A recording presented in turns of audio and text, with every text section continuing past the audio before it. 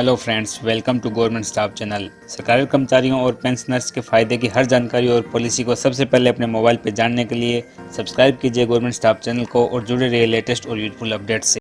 दोस्तों, यहाँ सेना में हो रहे बहुत बड़े घोटाले का पर्दाफाश केग की तरफ से किया गया। जी हाँ दोस्तों, सेना में अफसरों के द्वारा जो बड़े घोटाले हो रहे हैं यहाँ केग ने उजागर किया है और जांच के आदेश दिए हैं। जी हाँ दोस्तों, जवानों पर जो जुल्म हो रहे हैं और ऑफिसर जिसका फ़ायदा उठा रहे हैं वो है डिसेबिलिटी पेंशन। जी हाँ दोस्तों, इसके बारे में केग को इसका पता चल गया और केग ने जांच के आदेश भी दे दिए। तो वीडियो को शुरू से अंत तक पूरा देखिए। तो चलिए वीडियो में देखते हैं कि ये पूरा मामला क्या है। केग ने अपनी रिपोर्ट में बड़ी संख्या में रिटायर्ड आर्मी अफसरों के डिसेबिलिटी पेंशन उठाने पर सवाल उठाया है। केग ने कहा है कि आर्मी अफसरों को रिटायरमेंट पर डिसेबिलिटी पेंशन उठाने का औसत सामान्य से ज़्यादा है। केग की रिपोर्ट संसद में पेश की गई है।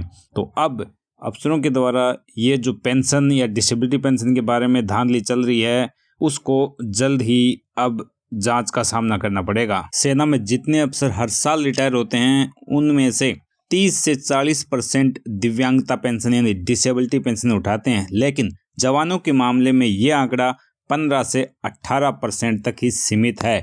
इतना ही नहीं, रिटायरमेंट के बाद डिसेबिलिटी पेंशन लेने वाले अफसरों में 44 से 58% की हिस्सेदारी अकेले मेडिकल अफसरों की है। जी हाँ दोस्तों, जो मेडिकल अफसर हैं जिन पे सेना को स्वस्थ रखने की जिम्मेदारी है वो खुद सबसे ज़्यादा डिसेबिलिटी पेंशन उठाते हैं।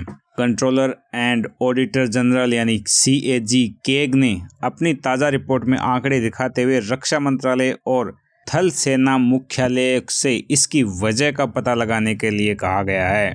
केग की रिपोर्ट संसद में पेश की गई है जिससे सेना में अफसरों के बीच हड़कंप मच गया है। केग ने रक्षा मंत्रालय और आर्मी हेडक्वार्टर को किया है सचेत।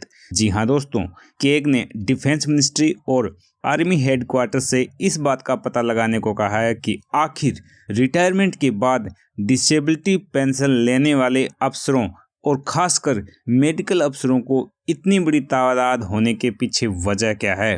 रिपोर्ट कहती है कि रिटायरमेंट के बाद डिसेबिलिटी पेंशन लेने वाले 22% अफसरों और अधिकारियों की श्रेणी से नीचे वाले 13% कर्मियों की जीवन शैली से जुड़ी समस्याएं जिन्हें लाइफ स्टाइल डिजीजेज मसलन हाइपरटेंशन, टाइप 2 डायबिटीज आदि के आधार पर फ़ायदा दिया जा रहा है। केग ने कहा कि मंत्रालय डिफेंस फोर्सेज में लाइफस्टाइल से संबंधित बीमारियां सहित डिसेबिलिटी के प्रमुख कारणों का सही विश्लेषण करने के लिए सभी जरूरी सूचनाओं का एक कंप्लीट डाटाबेस तैयार करें ताकि जरूरत पड़ने पर इसमें संभावित सुधार के कदम उठाए जा सकें। और केग ने आंकड़े दिखाकर जांच का आदेश दे दिया है। जी हाँ दोस्तों, इसी आदेश के कारण सेना के अफसरों में अब खलबली मच गई है क्योंकि सेना में डिसेबिलिटी पेंशन के रूप में जो घोटाला चल रहा था वो अब केग ने पकड़ लिया है और मामला संसद में चला गया है। केग ने 2015-16 से लेकर 2019-20 के रिकॉर्ड खंगालने के बाद कहा कि रिटायर हुए कुल 6,388 अफसरों में से 2,446 अफसरों को डिसेबिलिटी पेंशन का हकदार माना गया। इस दौरान ऑफिसर रैंक के निचले दर्जे यानी PBRs यानी जो जवान और JSU है कुल 2,98,000 रिटायर हुए हैं। इनमें से 48,311 कर्मियों की ही डिसेबिलिटी पेंशन स्वीकृत हुई है। उधर 683 रिटायर्ड मेडिकल अफसरों में से 345 के लिए ये पेंशन पास हो गई है। आप देख सकते हैं 683 से लगभग 50% मेडिकल अफसर डिसेबिलिटी पेंशन की एप्लीकेशन लगाएं और उनकी पास भी हो गई है। केग ने इस आधार पर रक्षा मंत्रालय से पूछा है कि क्या उसने कभी ये जानने की कोशिश की कि आखिर इतनी भारी संख्या में रिटायर्ड अफसरों के अपाहिज होने वाले दावे कैसे स्वीकार किए जाते हैं और क्या उसने इस मुद्दे के समाधान का कोई रास्ता निकाला है। जी हाँ दोस्तों, यहाँ केग ने डायरेक्ट डिफेंस मिनिस्ट्री से ये सवाल किया गया है कि इतने सारे जो अफसर है वो अपाहिज कैसे हो जा रहे हैं, उनकी लाइफस्टाइल में कहाँ गड़बड़ी है, यदि गड़बड़ी है तो उस लाइफस्टाइल को सुधारा क्यों नहीं जा रहा। जबकि सैनिक है 15 से 18% सैनिकों को ही डिसेबिलिटी पेंशन मिलती है। डिसेबिलिटी सर्टिफिकेट में कहीं गड़बड़ी तो नहीं हो रही। जी हाँ दोस्तों, केग ने यह भी सवाल उठाया है कई सैनिक काफ़ी ऊंचाई पर ड्यूटी के दौरान जख्मी होते हैं और उन्हें बेहद तनाव से गुजरना पड़ता है।